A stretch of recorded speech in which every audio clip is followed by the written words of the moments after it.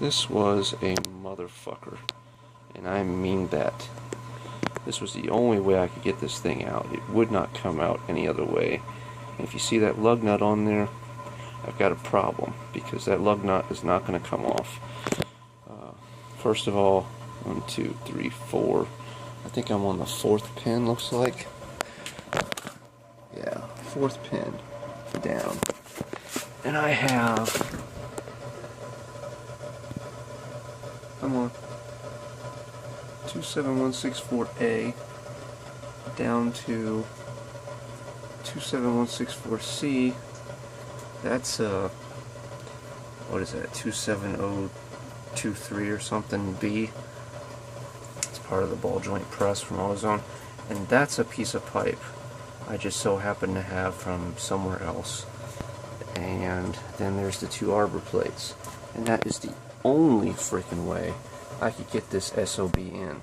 And I believe the ball joint is coming out.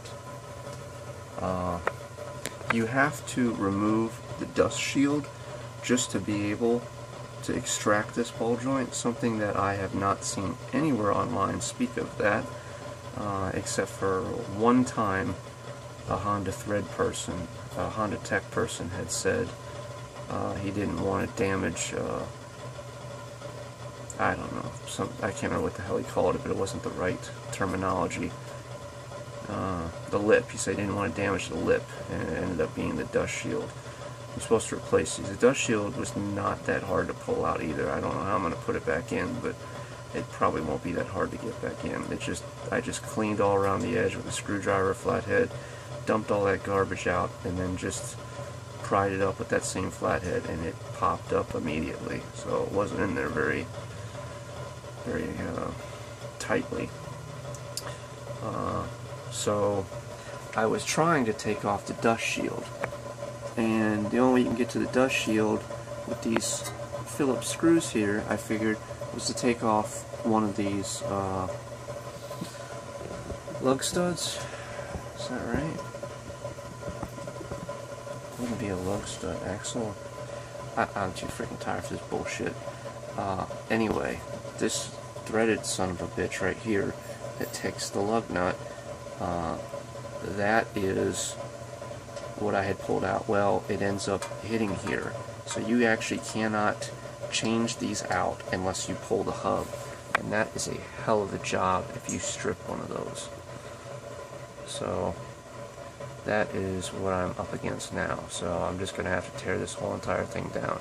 I was going to stick it back in, but as soon as I messed that up, that actually made me have to go further. So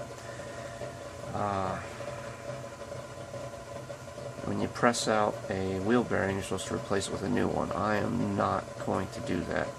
I have in the works, eventually when the junkyards go 50% again, I'm going to pick up some DA spindles, rebuild those, put bigger brakes in the front.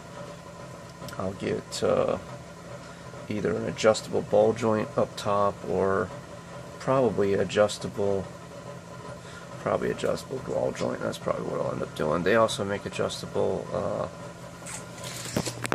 can't really see over there, but upper control arm bushings. But I just put energy suspension bushing. It wouldn't be that big of a deal. I just have to change that piece out. So that's probably a better option for me.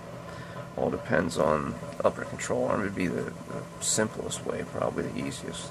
So I'm going to take this thing apart and just keep taking it apart. But this was the setup.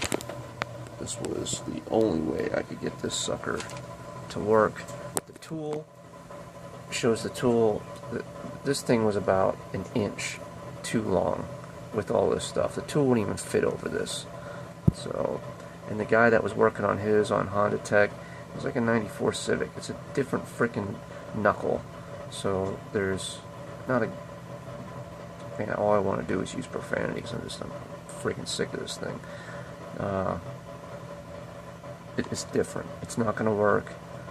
If there's another way of doing this, well, I really don't care, because I figured out my way. So this is the way that's going to work for me. How I'm going to press it back in, hopefully I'll be able to use the tool.